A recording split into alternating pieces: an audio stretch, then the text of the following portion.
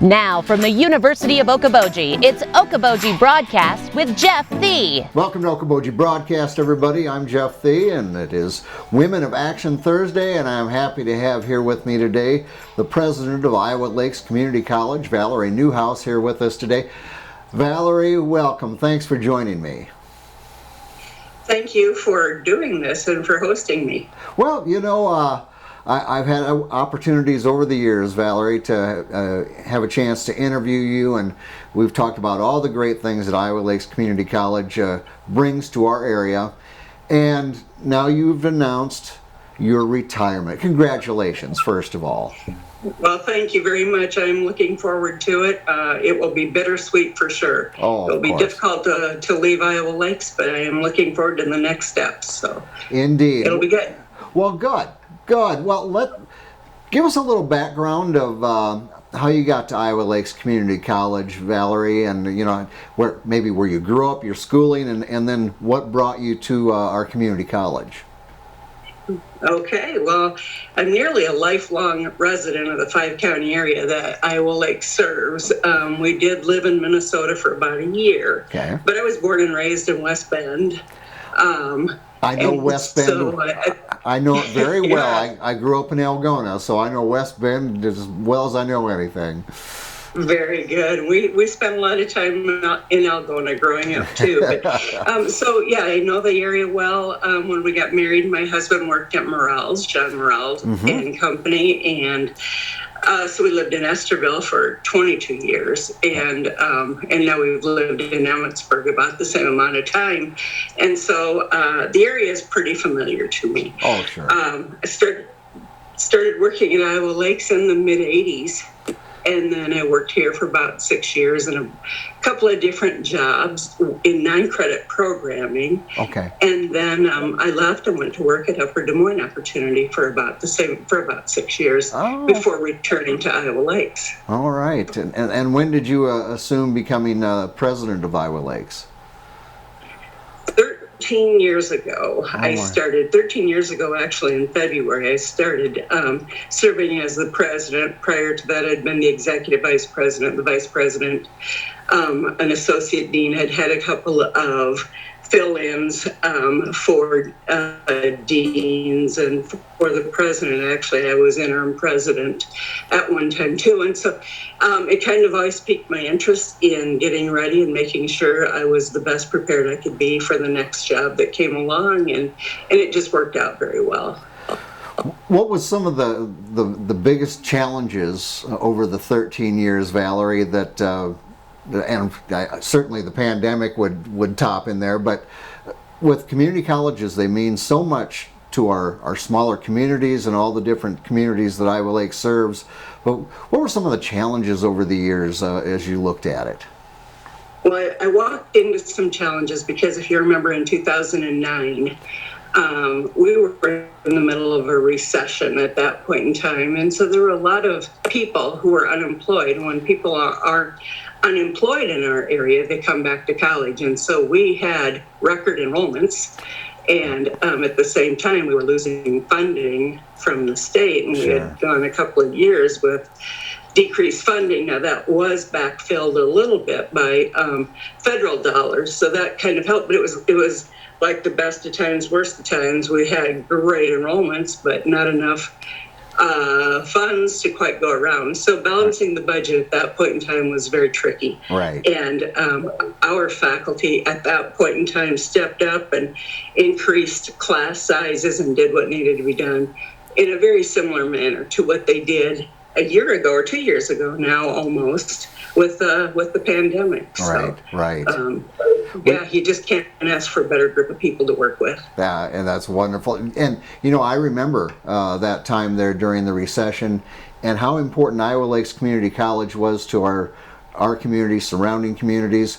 A lot of displaced workers, as you said, but it gave them the opportunity at their own convenience of classes online. You know, luckily things were online and so forth, but of bettering themselves with their education to get back into the workforce and actually improve their money-making ability moving on. So it really played during a really hard time, a key function for members of our communities here.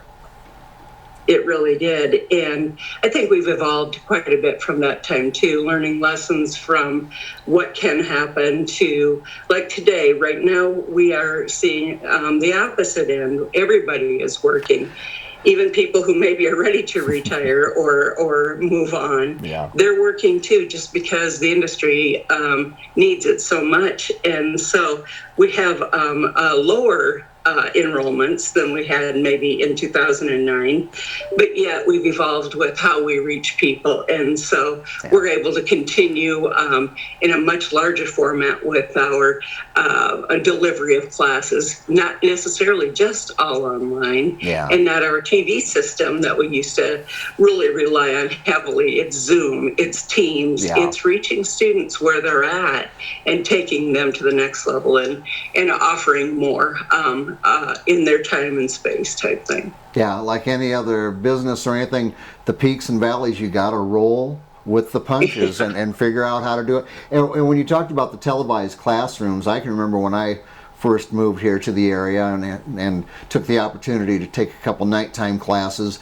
I was blown away that I could go to a classroom in Spencer and an instructor in Esterville was talking to me, and I was like, this is really cool. It worked well for people then, and like I said, it's so much more improved now than it even was then, so I think students appreciate that. Yeah, and through the pandemic, like you said, with Zoom and different functions of you still had to deliver on the goods, you still had to deliver education to these people, and you found ways to make that happen.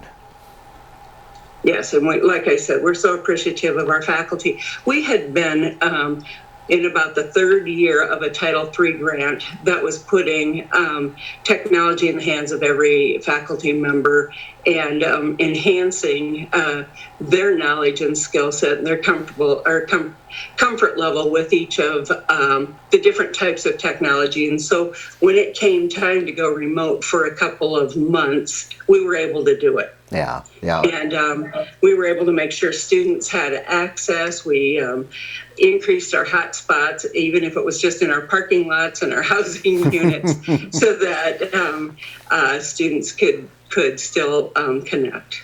You know, I've always been amazed at the way Iowa Lakes Community College continues to be on the cutting edge of new technologies, new course available. And, you know, for instance, I think of with windmills and so forth. Not only was it a new technology that people could take advantage of, but it also, and this is a great thing Iowa Lakes Community College does, is it keeps such a large number of their graduates local, you know, and here was another opportunity to get a degree in this, and you weren't moving away to San Francisco or New York, you were finding jobs right here in the heartland. That's right. That's so important to our area. Economic development is keeping the students here, showing them what a wonderful place it is to live, what a great place it is to work and raise a family. And we need that age group staying in this area. Yes, we do. Young families are going with their kids, going to our schools, to our community college, and we need all that as well. What are some of the other major programs that, and I'm thinking of nursing and cosmetology, that during your tenure that the college has brought in? We've brought in, I like to call those, some of those programs that we've brought in, the ones that are recession proof, like our heating, ventilation, air conditioning, electrical, water quality. Those are jobs that people need everywhere they go. So even if they leave the area for a while and come back later, they're employable anywhere in this country and actually globally.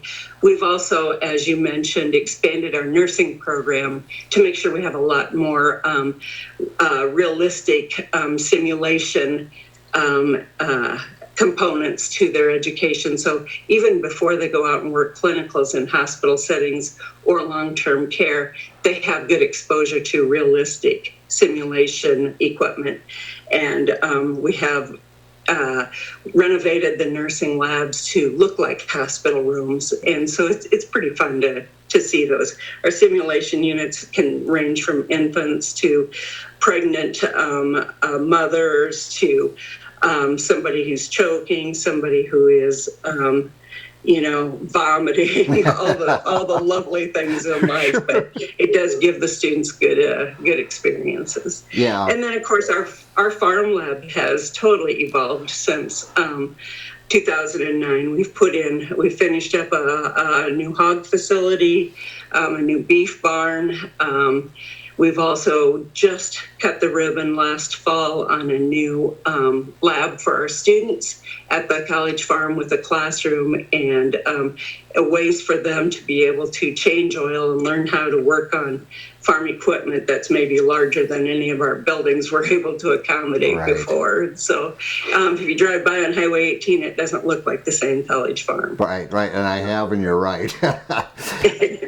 And it's also, you've had a real commitment to the mission of making it not only affordable, but accessible, and certainly, you've got the classes you can do online. And I think of a lot of our high school students in the area, Val, that can, during their junior, senior year, can get all these college credits before they even get their diploma from high school. And what that brings to not only making it easier on finances for parents when their kids do graduate, but it really makes a lot of access for these kids right through our next door at the Iowa Lakes Community College.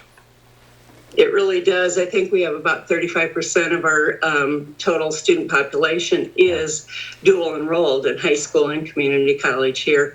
And we're really excited about the new Career Academy that will be going into the Spirit Lake campus. And I just went through the budget on that again this afternoon. And that's going to be such a gift to have those programs in that facility and to be able to serve students.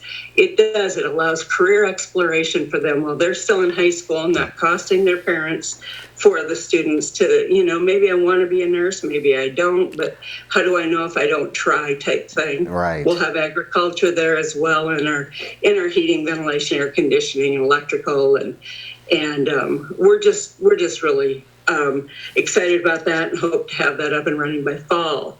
And you're right, those high school kids getting to have that experience while they're still, exploring their own career pathway through life is irreplaceable. We owe our state legislators a big debt of gratitude for all of the help they've been giving us in making sure that we're able to keep these programs going.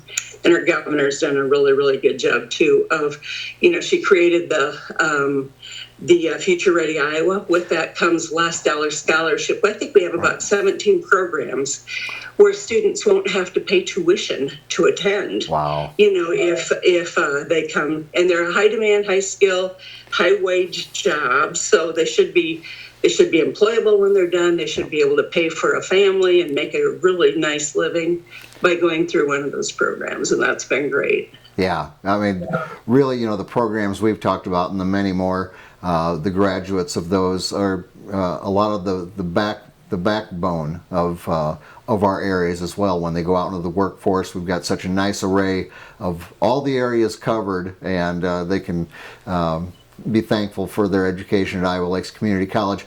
So now, when do you sunset, Valerie? Sunset June 30th. That'll be that last week. Will be my last week. And I'm looking. That's the end of our fiscal year. That's just a really nice break. The board has started the process of hiring a new person, and they're working with Larry Ebers out of Ames to conduct that search. And the timeline's pretty rapid. Yeah. If everything goes well, I think by the middle of April, we should know who our next president will be. And I hope we'll have time to be able to work a little bit together, but we'll see. We'll see how it goes. Yeah. It's just a really good time. The ease of transition will be wonderful. Our finances are in good condition, and it's a good time to hand it over. Yeah, well, Job well done, Valerie, and boy, you've earned this opportunity for retirement. You can look back on a great administration while you were there, and I know you're thankful for staff and students and supporters from communities, the government, and so forth. But that's what makes a community work, and so thank you from all of us for all you've done to make Iowa Lakes Community College such a educational force for us in our area. Well, thank you so much for all your kind words. And like you said, it does take the whole team. Everybody does their job, and we work well together, pulling it, moving things forward, I guess is the term I want to use. All right, yep. Always move forward. Don't look back. We're not going that way. So, yeah. All right, Valerie, thank you for joining me here today. Well, thank you very much. All right, Valerie Newhouse again, president of Iowa Lakes Community College, our Women of Action series. We thank her for joining us. We thank you for watching us right here on Okoboji Broadcast.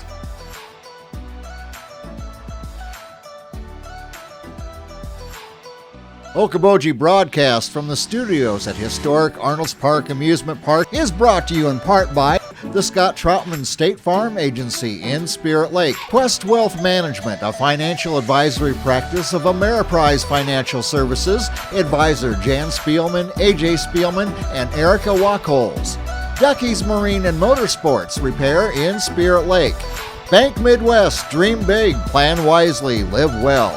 Lakes Regional Healthcare and Avera Partner. Ruthven Locker at the Lake, where carnivores are welcome on Hill Avenue in Spirit Lake. Beck Engineering in Spirit Lake. Be Radiant Laser Skin Studio in the Okoboji Plaza in Okoboji.